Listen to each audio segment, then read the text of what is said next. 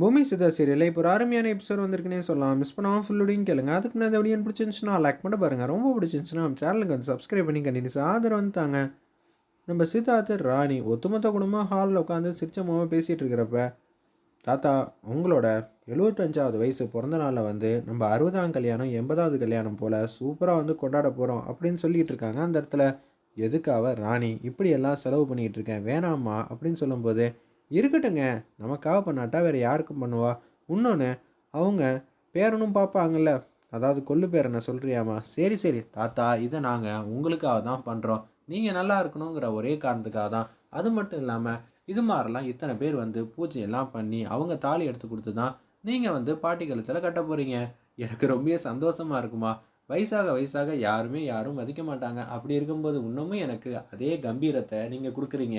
எனக்கு எவ்வளோ தெரியுமா சந்தோஷமாக இருக்குது அப்படின்னு சொல்லும்போது, தாத்தா எல்லாமே இப்படி தான் தாத்தா, மாற வேண்டிய வயசில் கண்டிப்பாக மாறி தானே ஆகணுங்கிற மாதிரி சூப்பராக வந்து பேசுனாங்க. நான் மாறுறதுங்கிறது உங்கள் மேலே வச்சுருக்கிற அன்பு பாசம் என்றைக்குமே மாறாதுன்னு சொல்ல வந்தேன்னு சூப்பராக பேசுனாங்க. வர வர ராணி நீ என்ன சொல்கிறேன்னு புரிஞ்சிக்கூடிய சக்தி கூட இல்லை. இவன் எதுக்கு இப்படியெல்லாம் பெர்ஃபார்ம் பண்ணிகிட்டு இருக்கா. நிச்சயம் இத்தனை பேரை வச்சு பூஜை பண்ணுறதுன்னா அவ்வளோ ஈஸியான ஒரு விஷயம் கிடையாதுன்னு தமனாக நல்லாவே தெரிஞ்சிருக்கு. இதில் வேறு ஏதோ ஒரு சதி நடந்திருக்குங்கிற மாதிரி தான் யோசிச்சுட்டு இருக்காங்க.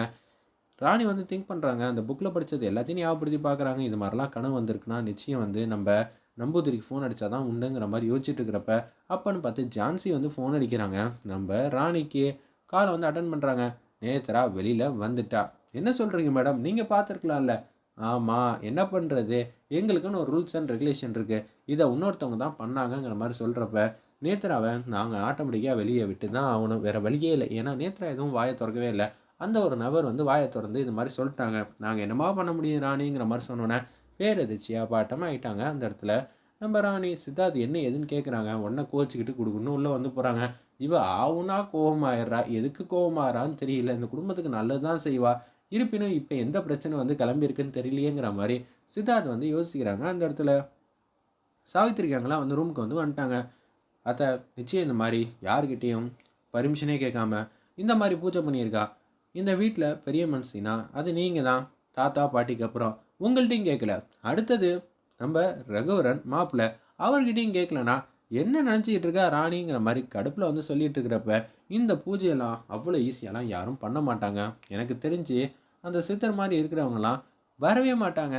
இன்றைக்கி சொல்லி சாயங்காலம் கூட்டிகிட்டு வரதெல்லாம் ரொம்பவே நடக்காத விஷயம். இவ்வளோ மல்லு கட்டுறானா தாத்தாவுக்கு ஏதாவது பிரச்சனை இருக்கும் தான் நினைக்கிறேன் அப்படின்னு சொல்கிறாங்க. அப்போன்னு பார்த்து நேத்ராவை நான் வெளியில் கொண்டு வந்துட்டேன். என்னது நேத்ரா வெளில கொண்டு வந்துட்டியா? ஆமாம், ராணி வந்து ஒரு காய் நவுத்துனானா எனக்கு தெரியாதா? சூப்பர்மா, ராணியோட திட்டத்தை எல்லாத்தையும் வந்து நீ தான் தெரிஞ்சு வச்சிருக்க. இந்த மாதிரி ஒரு பொண்ணு எனக்கு மருமகளாக கிடைக்கிறதுக்கு நான் தான் வந்து புண்ணியம் பண்ணியிருக்கணும். சரி நான் நேத்ரா கால் பண்ணுறேன்னு சொல்லி நேத்ரா வந்து கால் பண்ணுறாங்க. நான் வெளியில் வந்துட்டேன் தம்மனா, நிச்சயம் வந்து ராணியை பழி வாங்குறதுக்கு எனக்கு ஒரு சந்தர்ப்பம் அமைச்சு கொடுத்ததுக்கு ரொம்ப நன்றி அப்படின்னு சொல்கிறாங்க. அதெல்லாம் இருக்கட்டுங்க, ராணி இப்போ அடுத்த திட்டத்தை வந்து போட ஆரம்பிச்சிட்டான்னு சொல்லிட்டு எல்லாத்தையும் வந்து சொல்லிகிட்டு இருக்காங்க. ஒரு பக்கம் நம்பூதிரிக்கு வந்து கால் பண்ணுறாங்க. நம்ம ராணி நடந்ததெல்லாம் வந்து சொல்கிறாங்க. எனக்கு இது மாதிரி கனவு வந்துச்சு.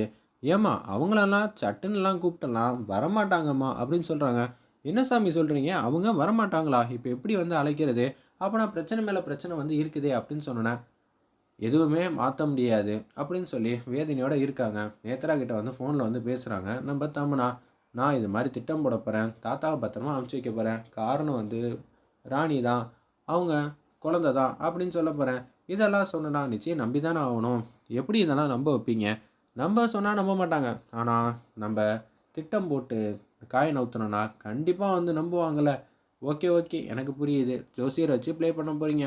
ஆமாம் ஆமாங்கிற மாதிரி சொல்கிறாங்க. தர்ஷினி வந்து அப்படியே ரூமுக்கு வந்து வராங்க. ஜூஸ் எடுத்துகிட்டு வந்து கொடுக்குறாங்க. வேணாங்கிறாங்க. சித்தார்த்தும் வந்து பக்கத்தில் இருக்காங்க. நம்ம போய் ஐயாட்ட வந்து கேட்டுட்டு வந்துடலாம், பரமேஸ்வரன்கிட்ட கேட்டு வந்துடலான்னு சொல்லிட்டு போகலான்னு பார்க்குறாங்க. ராணி நீ எதுக்கும் கவலைப்படாத, நான் பார்த்துக்கிறேன் அப்படின்னு சொல்கிறாங்க.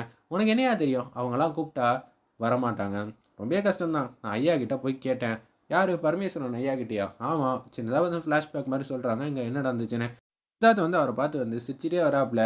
என்னை பார்த்து சிரிக்கிற ஆள் நீ தான்ப்பா, பரவாயில்ல எனக்கும் அது சந்தோஷம்தான், என்னை பார்த்து நீ சிரிச்சிட்டு இருக்கல அப்படின்னு சொல்கிறாங்க. அந்த இடத்துல நம்ம சிவபெருமான் உடனே வந்து என்ன வேணும், ராணி இது மாதிரிலாம் பூஜை வந்து பண்ணுங்கிறா, அதுக்கு பின்னாடி என்ன இருக்குது, ராணி ஒரு விஷயம் பண்ணுறானா இந்த குடும்பத்துக்கு நல்லதாக தான் இருக்கும். முதல்ல அது நம்ம அது எனக்கு நல்லாவே தெரியும், நல்லதுக்காக வந்து கடைசி வரைக்கும் போராடுறா. ஆனால் என்ன பிரச்சனைன்னு சொல்ல மாட்டேங்கிறா. தெரிஞ்சுக்கிட்டேன்னா சித்தார்த்து நீ தான் வருத்தப்படுவ. அதனால் தெரியாமல் இருக்கிற வரைக்கும் தான் நல்லது. அவரை எங்கே போய் கூட்டிகிட்டு வரலாம்? இது மாதிரி ஒரு இடத்துல வந்து இருக்காங்க. அவரை கூட்டிகிட்டு வரது ரொம்ப கஷ்டம். நம்ம 2 பேரும் போகலாங்கிற மாதிரி தான் சித்தார்த்தும் அந்த இடத்துல நம்ம வினயும் வந்து சூப்பராக வந்து பேசிகிட்டு இருக்காங்க. இதை தான் வந்து சொல்கிறாங்க. அவரையே பிடிச்சி வம்பிழுக்கிறியா? இத்தனை நாள் நீ என்ன தான் பிடிச்சி வம்பிழுத்துக்கிட்டு இருக்க? என்ன நினச்சிக்கிட்டு இருக்க? நமக்கு உதவி பண்ணுறவங்கள நம்ம பத்திரமா வந்து பார்த்துக்கணும். அவங்கள வந்து வம்பலாக இழுக்கக்கூடாது. அப்படி ஒன்றும் அவர் ஒன்றும் தப்பாக நினச்சிக்கல. இந்த ஜூஸை குடிச்சிட்டு பத்திரமா இங்கேயே இருக்க சொல்லு. நான் வந்து கூட்டிகிட்டு வந்துடுறேங்கிற மாதிரி தான் சொல்லிட்டு இருக்காங்க. அந்த இடத்துல நம்ம சித்தார்த்து அப்பன்னு பார்த்து கீழே வந்து தாத்தா வந்து கூப்பிட்றாங்க. உன்னை குடுக்குன்னு கீழே இறங்கி வராங்க. தமன்னா ஏற்பாடு பண்ண ஒரு ஜோசியர் வந்து வராங்க. ஒரு பக்கம் நம்ம ராணி, தர்ஷினி எல்லாரும் வரப்போ வந்து எதுக்காக இந்த ஃபங்க்ஷன் வந்து வச்சுருக்கீங்கன்னு தெரிஞ்சுக்கலாமா அப்படின்னு சொல்லும்போது, அதெல்லாம் ஒன்றும் இல்லை, முக்கியமான விஷயம் தான் சொல்லலான்னு இருக்கோன்னு சொன்னோன்னே அவங்க எல்லா உண்மையும் போட்டு உடச்சிடுறாங்க. உடனே வந்து தாத்தா மட்டும் அப்படியே வந்து சந்தோஷமாக தான் இருக்காங்க. இதெல்லாம் கேட்டு முடிச்சதுக்கு அப்புறமேட்டுக்கும் என்னையா நினச்சிக்கிட்டு இருக்கேன்னு சொல்லி அந்த இடத்துல சித்தார்த் வந்து கண்ணா அப்படின்னா திட்டுறாங்க. எதுக்கு நீங்கள் இது மாதிரிலாம் சொல்லிகிட்டு இருக்கீங்க? அப்போனா ராணி இதுக்காக தான் ஃபங்க்ஷன் வந்து ஏற்பாடு பண்ணிக்கிட்டு இருக்கா. இதை நமக்கு தெரியக்கூடாதுண்ணே. இவர் மாட்டுக்கு என்ன எல்லார்கிட்டையும் இந்த உண்மையை போட்டு உடச்சிட்டாரே அப்படின்னு சொல்லி சித்தார்த் திட்டும்போது ராணி கடுப்பாயிட்டாங்க. என்ன நினச்சிட்டு இருக்கீங்க? இது மாதிரி ஃபங்க்ஷன்னா இந்த காரணத்துக்காக தான் வைப்பாங்கன்னு எனக்கு தெரியுமா? இது எல்லாருக்கும் தெரிஞ்சு தான் பண்ணுறீங்கன்னு நினச்சேன். நான் ஒன்றும் உங்கள் குடும்பத்துக்கு வேண்டாதவன் இல்லையே அப்படின்னு சொல்லும்போது உன்னை தமனாவும் அதே பாயிண்ட்டை பிடிச்சிட்டு பேசுகிறாங்க. ஆமாம், நம்ம குடும்பத்துக்கு வந்து இப்போ தான் வந்து அறிமுகமாகறாங்க. அப்படி இருக்கும்போது எதுக்காக இது மாதிரிலாம் சொல்லணும்? நீயே யோசிச்சு பாருன்னொன்னே சித்தார்த் வந்து அமைதியாக வரப்ப இவர்கிட்ட காசை கொடுத்து இது மாதிரிலாம் நாங்கள் பண்ணுறோன்னு சொல்லலாம்ல. ஏன்னா நாங்கள் இந்த ஃபங்க்ஷன் பண்ணுறோங்கிற விஷயம் கூட யாருக்கும் தெரியாது. அப்படி இருக்கும்போது இவருக்கு எப்படி தெரிஞ்சிச்சு? ஏம்மா, எனக்கு தெரிஞ்சதை நான் ஐடியா கொடுத்தேன். இது மாதிரி பண்ணிங்கன்னா எந்த பிரச்சனையும் இருக்காது. எதுக்காக இது பண்ணணுங்கிறத சொன்னேன். ஐயா, இன்னொரு வாட்டி என் வாயால் அந்த வார்த்தையை வந்து கொண்டு வந்துடாதீங்க, பார்த்துக்கங்கன்னு சொல்லிட்டு அவர் மட்டும் போனோன்னே, நான் இது வரைக்கும் எல்லாத்தையும் பார்த்துட்டேம்மா. எனக்கு 75 வயசாயிடுச்சு. அப்புறம் என்ன? எப்போ வேணாலும் எது வேணாலும் நடக்கட்டும். எதையும் மாற்ற முடியாது. எல்லோரும் நிம்மதியாக சந்தோஷமாக இருங்க. என்ன நினச்சிக்கிட்டு இருக்கீங்க? உங்களுக்கு என்ன தான் வயசாயிடுச்சு? அப்படியெல்லாம் ஒன்றுமே இல்லையே. ஏன் பொண்ணுக்கும் நீங்கள் தான் கல்யாணம் பண்ணி வைக்கணும். அந்த பொறுப்பே நான் உங்கள்கிட்ட தான் ஒப்படைச்சிருக்கேன் அப்படின்னு சொல்லும்போது, சூப்பர்மா ராணி, உன்னால் மட்டும் எப்படிம்மா இப்படியெல்லாம் பேச முடிஞ்சிச்சுன்னு அருமையாக வந்து பேசிகிட்டு இருக்க மாதிரி காட்டுறாங்க. சித்தார்த்தும் நம்ம சிவபெருமானும் வந்து அங்கேருந்து வந்து கிளம்பி அந்த 3 பேரை வந்து எப்படி சாயங்காலத்துக்குள்ளே கூட்டிகிட்டு வர போகிறாங்கன்னு சின்னதாக ட்விஸ்ட் வச்சுருக்காங்க. இந்த விஷயத்த எப்படி இருந்தாலும் நம்ம ராணி வந்து நல்லபடியாக நடக்கணும்னு நினைப்பாங்க. தமனா வந்து எப்படி இதை கெடுக்கலான்னு சொல்லிட்டு யோசிப்பாங்க. சிவபெருமான் போகிறப்ப எதுவும் பிரச்சனை பண்ண முடியுமா? அதனால் இந்த விஷயத்தில் தமனா வந்து தோக்க தான் போகிறாங்க. லாரா வேறு அவங்க சைடு இல்லை. ஏன்னா சிவபெருமான் வந்து அவங்கள தான் வந்து ஒரு இடத்துல வந்து வச்சுட்டாங்களே. அதனால் லாரா வரத்துக்கும் வாய்ப்பு இல்லை. லாரா வருவாங்க நம்பி நம்பி ஏமாற தான் போகிறாங்க. நம்ம தமனா கேங் வேறு லெவலில் மாசாக இருந்துச்சுன்னே சொல்லலாம். இன்றைக்கான எபிசோட் வெயிட் பண்ணி பார்ப்போம். நம்ம தமனா வந்து இந்த விஷயத்தை வந்து தெரிஞ்சோன்னே அவங்க பேர் எதிர்த்து ஆக போகிறாங்க.